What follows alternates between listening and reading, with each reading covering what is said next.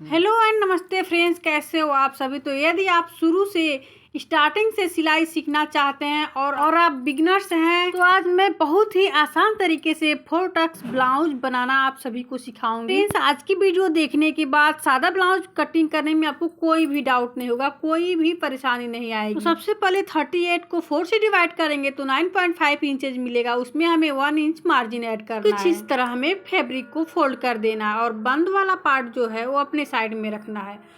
अब जितनी भी ब्लाउज का लेंथ है उसमें मैं 1 इंच एक्स्ट्रा इसमें मार्जिन ऐड कर दी हूँ और एक लाइन ड्रॉ कर ली हूँ। अब जितना साइज हमें ब्लाउज बनाना है उतने साइज यहाँ पे लेते हुए यहाँ पे लाइन खींच लेनी है। यहाँ मेरे ब्लाउज का लेंथ है 14.5 इंचेज, उसमें मैं 1 इंचेज एक्स्ट्रा मार्जिन। इसके बाद नेक का विड्थ लेंगे 3.25 इंच। आप 3 इंच भी रख सकते हैं या फिर 2.5 इंच भी रख सकते हैं। 38 साइज चेस्ट का हमें शोल्डर रखनी होती है 5.5 इंचेज। इसके बाद आर्म होल आता है, तो आर्म होल में हमें शोल्डर में हमें 1/2 इंच ऐड करते हुए आर्म होल रखनी होती है। तो यहाँ पे मैं 6.25 इंच आर्म होल रखी हूँ। 6 इंच भी यहाँ पे आर्म होल रख सकते हैं। तो यहाँ पे मैं 6 इंच में 2 लाइन कम यहाँ पे आर्म होल को रखी हूँ, क्योंकि यहाँ बैक नेक डीप रखूंगी, इसलिए आर्म होल कम ही रहे तो सही रहेगा। ब्लाउज का बैक नेक जितना डीप होता है आर्म होल हमें उतना कम ऐड करना होता है। यहाँ पर मैं शोल्डर और आर्म होल को बॉडी मेजरमेंट से नहीं बल्कि ब्लाउज की मेजरमेंट से यहाँ मैं सबसे पहले बैक पार्ट की कटिंग कर रही हूँ।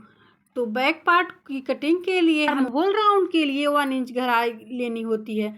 तो देखिए यहाँ पे कुछ इस तरह गहराई लेते हुए हमें राउंड शेप ले लेना है। अब वेस्ट डॉट के लिए जितनी भी हमारी वेस्ट होती है उसको 4 से डिवाइड करने के बाद जितना भी आता है उसमें हमें हाफ करेंगे और यहाँ पे निशान लगा लेंगे। तो देखिए 1 इंच मैं डॉट के लिए रखी हूँ और 1 इंच मार्जिन के लिए रखी हूँ। उसके बाद यहाँ हाफ करके मार्क लगा देंगे। उसके बाद डॉट की लंबाई यहाँ पे 4.5 इंच में रखी हूँ। 4.5 से 5 इंच रख सकते हैं। अब यहाँ मैं बैक नेक को कुछ डिजाइन देने वाली हूँ। तो देखिए कुछ इस शेप में इसकी मैं कटिंग कर ले रही हूँ। आप अपने इच्छा अनुसार नेक को डिजाइन कर सकती हैं। अब यहाँ बैक पार्ट की कटिंग पूरी कंप्लीट हो गई है। अब हमें फ्रंट पार्ट की कटिंग करनी है। तो देखिए कुछ इस तरह हमारा बैक नेक हो चुका है। अब बैक पार्ट को फ्रंट पार्ट के लिए हम रखेंगे। तो सबसे पहले फ्रंट पार्ट में बंद साइड से हमें हुक आई पट्टी के लिए 1/2 इंचेज यहाँ पे ऐड करना होता है। तो देखिए कुछ इस तरह 1/2 इंचेज के लिए मैं यहाँ पे आप सभी को दिखाने के लिए एक लाइन ड्रॉ कर ले रही हूँ। इसके बाद बैक पार्ट के सभी कटिंग को मार्क कर लेंगे। तो देखिए यहाँ पे नेक और आर्म होल सबको मैं ऐसे लाइन ड्रॉ कर ले रही हूँ। उसके बाद स्केल से आप लाइन को सीधी कर लें, क्योंकि कई बार होता है ऊपर और नीचे जो लाइन होती है कई बार तिरछा हो जाती है। तो स्केल से खींचने के बाद हमें दोनों साइड से देख लेना है माप के कि लाइन सीधी जा रही है या फिर कि नहीं। तो देखिए यहाँ पे लाइन को मैं सीधा कुछ इस तरह मेजर करके देख ले रही हूँ और लाइन को सीधा कर ली हूँ।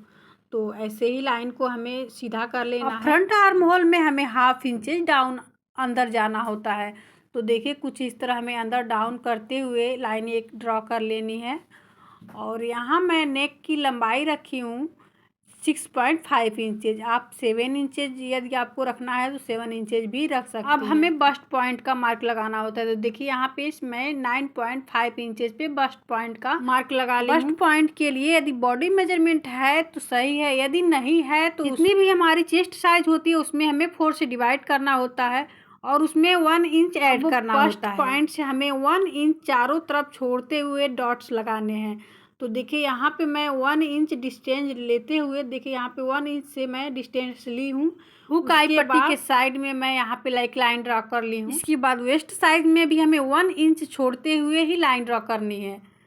देखिए कुछ इस तरह चारों डॉट के लिए 1 इंच हमें छोड़ते हुए लाइन ड्रॉ कर लेनी है। इसके बाद आर्म होल की गुलाई देनी है। तो यहाँ पे 1.25 इंच पे ऐसे डिस्टेंस रखते हुए यहाँ पे आर्म होल की हमें गुलाई दे देनी है।